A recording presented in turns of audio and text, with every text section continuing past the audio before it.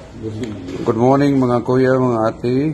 Ponzo, the Prince of Eagles. Ito po yung Secretary General, Department of Royal Eagles, Philippine Eagles Incorporated, Eagle Alan o Corpus.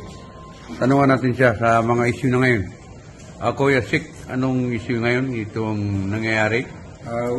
First, the proclamation of the former Executive National Vice President, Kuya Jason Masa, as the winner of the last election.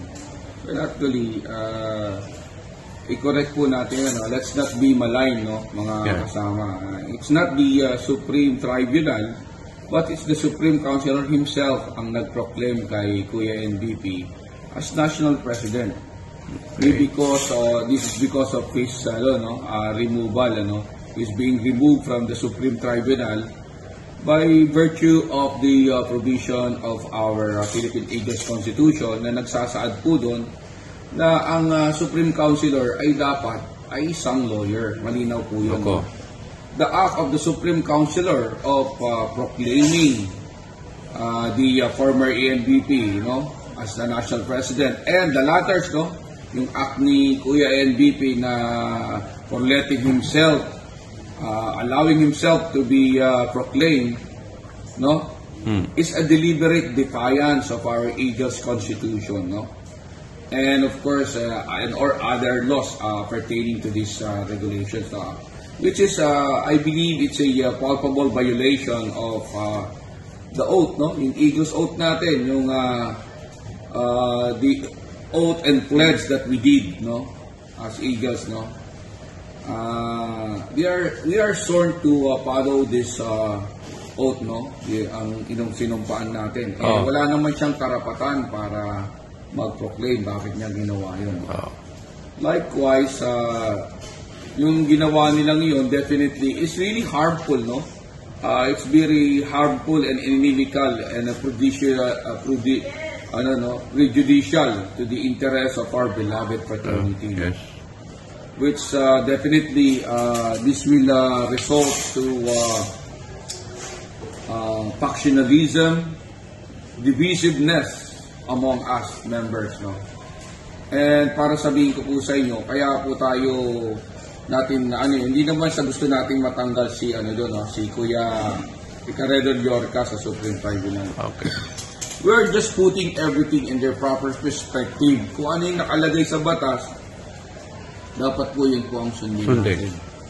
Ngayon, I believe it's high time na we have to in doing these things, putting everything in their proper perspective, I believe the administration of Kuya Ronald De Los Santos as National President will continue doing the right thing, and cleansing our wrath and get rid of those deviants and unscrupulous who are destroying the good name of our beloved fraternity. Kaya po, mga kuya, mga ate, wag po kayo mag-alala. Everything is okay po. And we will issue,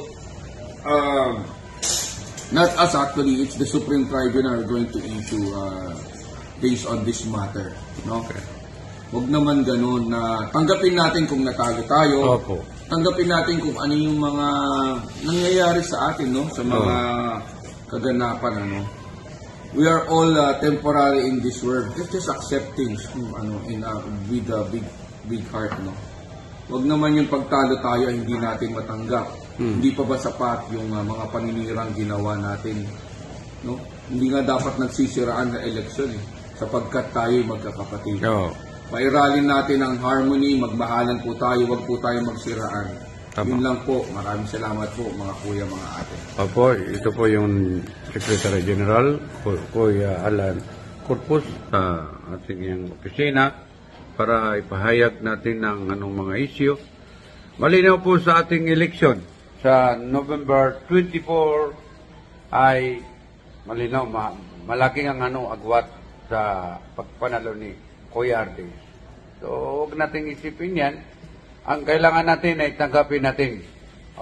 Bawat ating sarili ay mayroon. Magkakaisa tayo. Magkakaisa tayo. Bawat ating sarili ay mayroon tayong pag-isip, huwag nating sira ng bawat isa. Kasi mahalin natin nating organisasyon, the Fraternal Order of Eagles, Philippine Eagles. Good morning mga Kuya at Bonso. Maraming salamat po.